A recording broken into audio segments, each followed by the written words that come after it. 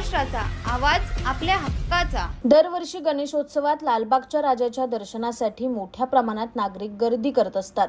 तासनतास नाही तर अनेकदा दिवसरात्र लोक रांगेत थांबतात बाप्पाच्या दर्शन घेण्यासाठी।